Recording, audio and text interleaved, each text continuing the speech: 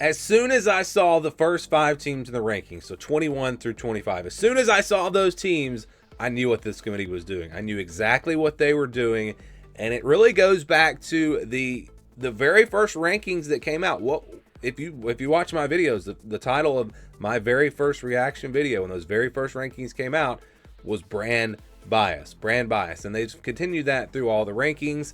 There is absolutely proof of that. There are just ridiculous things with this playoff committee. I mean, it's absolutely ridiculous. I'm going to kind of go through some of those. I wish I had time to really break these down and expose this committee, because it's just absolutely ridiculous.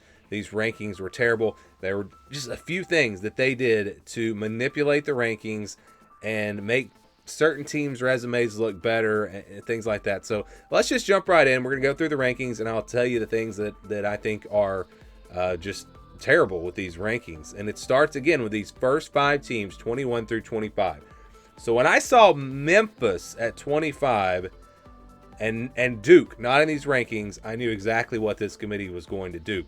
So Illinois, Syracuse, Colorado, even Army, those rankings make sense. But Memphis at 25 does not make sense, and I'll tell you why. It's because of a team that got left out, and that team is Duke.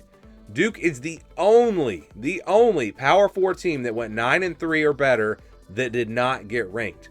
The only ones. And I get it. They don't have any great wins. Their resume isn't that strong.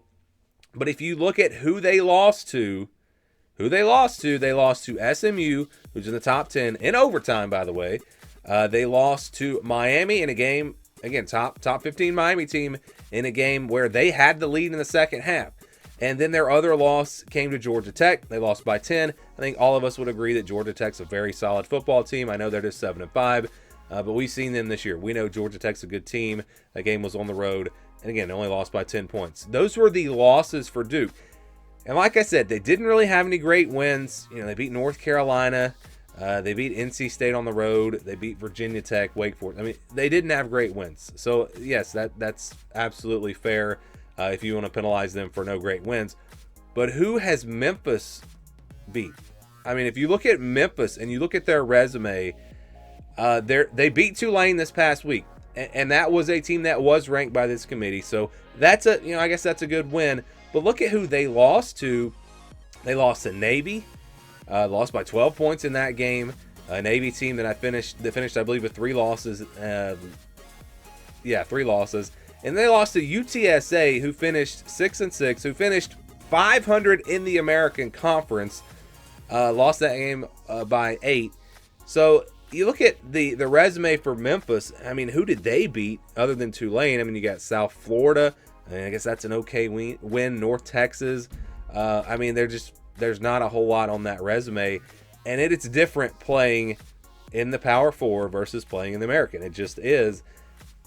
And the committee in the past has talked about, well, how many wins did they have over teams that were bowl eligible or whatever? Duke has some wins like that. So it didn't make any sense to me to see Memphis in these rankings and to not see Duke. I believe Duke should be ranked. Again, you go 9-3 in a Power 4 conference and all of your losses are to good teams.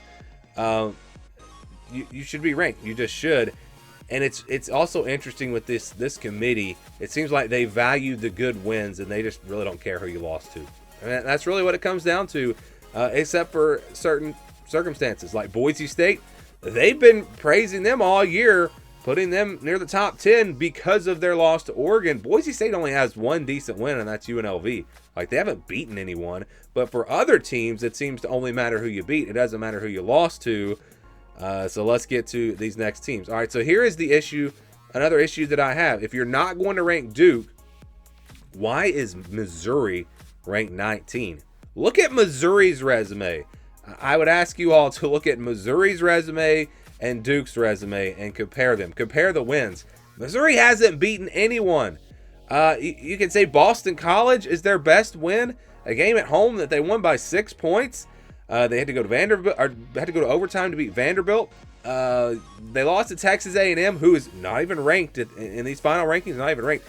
Lost to them by 31 points. Got shut out by Alabama, 34-0. Lost to South Carolina. Not horrible losses. Don't get me wrong, but who have they beaten? They beat Auburn by 4. They beat Oklahoma by 7. These are teams that are not ranked. Beat Arkansas by 7. This is a team that is not ranked. There's no reason for there to be much separation. And again, I'm okay with Missouri's ranking. That's fine. But there should not be this much separation between Missouri and Duke. Missouri at 19 and Duke not ranked at all. So the issue is, if they had put Duke in these rankings, they wouldn't have been able to do what they did with Alabama and Miami. And that's what it comes down to. It's kind of clear that's what it comes down to. If they had Duke in these rankings, then I think Miami would have to be ahead of Alabama. They couldn't justify it. Because what did they say when they were comparing Miami and Alabama, which we'll get to in just a second? They were saying that Miami was 0-1 against the top 25. Alabama was 4-1 or whatever the record was. So if you had Duke in there, then all of a sudden Miami would be 1-1. They'd have a win over a top 25 team. And then it would be much harder to justify putting Alabama ahead of Miami.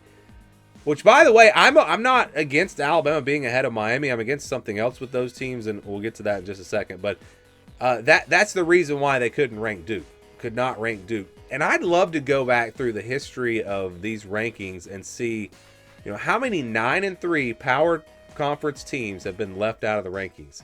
I would bet that it's not many, if maybe even any. I mean, maybe it's happened in the past, which you've got different years where you might have more 9-3 teams, but that is just it's so clear that they put Memphis in the rankings instead of Duke, when again one plays in a power conference and Duke has no bad losses, and Memphis hasn't really beaten anyone. Again, you can, I guess, give them that Tulane win. What did Tulane do when they played power conference teams? They lost to Oklahoma and Kansas State, 2 unranked teams. That tells me that Tulane is not that great, and Tulane could not compete in a power conference.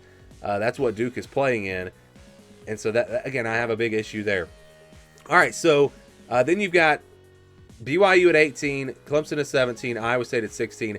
I also don't understand why BYU is behind Iowa State. That makes no sense to me.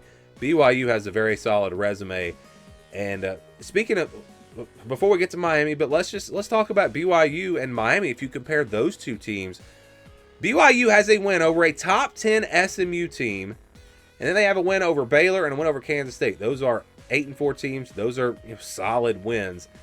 Miami, on the other hand, has a win over, they don't have any ranked wins. And again, BYU beat SMU. They have a win over Duke, who should be ranked, but they're not. So the committee's not going to rank Duke. So yeah, you have to count that. Again, that's not a great win for Miami. They beat Duke. They beat Louisville, who is similar to Baylor or Kansas State, and they beat Florida, who was not good at the beginning of the season. I don't think you should give Miami credit for beating the Florida team that we've seen lately, because it was a different Florida team earlier in the year. So Miami really hasn't done anything. Their losses aren't great. BYU has a much better resume than Miami. Arizona State has a much better resume than Miami. But, well, Arizona State does have some questionable losses, so you can maybe look at that. BYU really should be ranked at the top, in my opinion, with these Big 12 teams. So, yeah, why is BYU all the way down here when Miami is up where they're at? It makes no sense. And this one doesn't really affect a whole lot. I just don't understand it. I don't understand Iowa State and BYU, like there's some separation between them and Miami when they have better resumes than Miami. So let's go now to the issue. All right, so this is what it looked like, 11 through 15. Again, I've got problems with Arizona State. I don't think they should be ranked below Miami.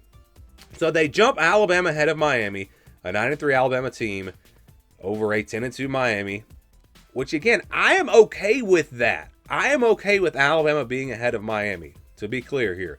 I'm okay with Alabama getting the final spot. But the reasoning here, like, you put Alabama ahead of Miami, but not Ole Miss and not South Carolina. That's the issue. It is clear when they did that, it is clear that they just did it to get Alabama in the playoff. Like, there is no reason for only Alabama to be ahead of Miami. If Alabama's going to go ahead of Miami, then Ole Miss and South Carolina should be ahead of Miami. There's no common sense reasoning for this. Someone explain it to me. So let's just compare Alabama, Ole Miss, and South Carolina for a second, because these teams, again, have been clustered together, and there's really nothing that has changed from this past weekend. Like, what changed? Alabama beat Auburn. Ole Miss beat Mississippi State. South Carolina, if anything, should have gone up after a good win over Clemson. So you look at the quality wins. Alabama's got Georgia, South Carolina, and Missouri, and you can maybe throw LSU in there. So, yeah, you've got, again, the Missouri game. I wouldn't give them that much credit for that win. They didn't have Brady Cook in that game, or he might have played a little bit. I can't remember. The South Carolina and Georgia wins. Those are good. Ole Miss also beat Georgia and South Carolina. They've got the same wins. So what's the difference in Alabama and Ole Miss? Well, you might say, well, Ole Miss lost to Kentucky. Kentucky's a bad team. Yeah, they had one bad loss. Alabama lost to 2 6-6 teams, Vanderbilt and Oklahoma. Those are not good teams. They got destroyed by Oklahoma. An Oklahoma team that just, they lost to LSU and really didn't look that great the next week. And then for South Carolina, the wins are not there. They don't have as good a wins. They've got Missouri, Clemson, Texas A&M. But you look at their losses, it's like that you're going to this head-to-head with these teams because they lost to Alabama and Ole Miss. So the committee's basically saying, we'd rather you lose to Vanderbilt and Oklahoma. Lose to the bad teams. We don't care. But don't lose to the good teams. Like, what sense does that make? How does that make South Carolina a worse team? The fact that they lost to good teams versus a team that lost to bad teams. Like, I don't really understand the reasoning there. If I was ranking the teams, I would have South Carolina at the top of these 3 SEC teams. I just would. I know head-to-head matters, but when you look at their losses, you look at the LSU game where they got screwed, you look at the Alabama game that was on the road and they had the ball with a chance to win late. You look at, the Ole Miss loss, that's really, that's what you can point to for South Carolina. That's what, if you want to make the argument for South Carolina being behind these teams, you can say, well, look, they got blown out by Ole Miss. All right, so that's a good argument. But again, my point is with these 3 teams, there's an argument to be made, and they're all very, very even. Their resumes are very, very even. Yes, Alabama has the best wins, but South Carolina has the best losses, and I don't think there's a huge separation, especially with Alabama and Ole Miss. You look at their wins, there's not much separation in their wins. And so, yeah, those 3 teams pretty much the same. Why is Miami behind Alabama but not behind Ole Miss and South Carolina? There is just no justification for this. There is absolutely no reason why that should be the case. Again, I don't have anything for this. I don't know any reason why it should be this way. It does not make any sense to me. I just don't understand it. You can talk about Alabama's record against the top 25. Again, they beat Georgia, South Carolina, and Missouri. Those are 3 ranked wins. They lost to Tennessee, so they're 3-1 against the top 25. I thought the guy said 4-1. Maybe I'm missing a game here, but you look at Ole Miss. They beat Georgia and South Carolina, so there's 2 wins over top 25 teams. And then who did they lose to? They lost to Kentucky and LSU. The other loss in Florida. So they don't have any losses to top. So Ole Miss is undefeated against the top 25. So if you want to use that argument, again, that's what the commissioner, chairman, whatever you call him, he gave the argument between Alabama and Miami, record against the top 25.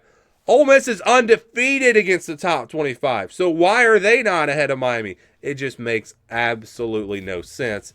So again, to circle back here, this is not an anti-Alabama rant. This is, I'm okay with Alabama being ahead of Miami. But when you do it just to get that brand in the playoff, that's when I have a problem. If you're going to put Miami behind Alabama, you have to put them behind Ole Miss and South Carolina, or it just becomes clear that you did this, again, just to get Alabama in the rankings. No other reason. There is no reason for it. And again, I could break this down and compare the resumes better and give you graphics and all that. And you would see that it is clear. It is clear what this committee was doing. So that's my rant on that. The top 10 was exactly like I expected. I did my projection of what the rankings would look like. And again, my top 10 matched the actual rankings exactly the same. We come back to Boise State. We're looking at, so Alabama lost to 2 6-6 teams. You look at Ole Miss, they lost to a bad Kentucky team, lost to Florida, they lost to LSU. And by the way, I don't think the Florida loss is a bad loss. Florida's playing really good football down the stretch, and that game was on the road. and it was close. All of Ole Miss's losses were close. So I think you can make an argument for Ole Miss over Alabama if you wanted to. There are arguments with those three teams, and that's, again, my point. There are arguments. They are very even. Boise State's beat UNLV. That's it. And again, they're getting credit for that loss to Oregon. The bad loss, or the good loss, helped them, but so I guess good losses can help a team, but bad losses can't hurt a team. That's basically what this committee has told us. We had Indiana at 9, SMU at 8, Tennessee at 7, Ohio State at 6, exactly like I predicted. And then 1 through 5 here, Oregon, Texas, Penn State, Notre Dame, Georgia. So top 10 I thought was very solid. We go back to the ranking for SMU. SMU is at 8. I believe that is enough to get them in unless they just get blown out by Clemson. If the committee drops, if Clemson beats SMU and SMU drops behind Alabama, wow. What, I mean, then it would be, if it's not already obvious, then it would really be obvious that this committee has brand bias and that they're going to do whatever they can to get Alabama in the playoff because of that brand. So, again, those are my takeaways from these rankings. I didn't really want to do a video last night. Decided to wait until this morning, sleep on it, kind of do a little bit of research because I didn't want to come in and make these points right after the rankings and maybe I said something wrong. But yeah, the more I looked at it, the more I compared Duke and Memphis, Duke and Missouri, Miami and BYU. Like, you start comparing these resumes and it's just clear the brand bias this year. It was really, really bad. So we'd love to get your thoughts on the rankings. Do you agree with my takeaways here? Or do you think I'm crazy? It's fine if you do. Tell me why. Explain to me why only Alabama jumped Miami, but not South Carolina and Ole Miss. I would love to have someone explain that to me that could give an actual reason besides just the brand bias. But yeah, let me know your thoughts down in the comments below.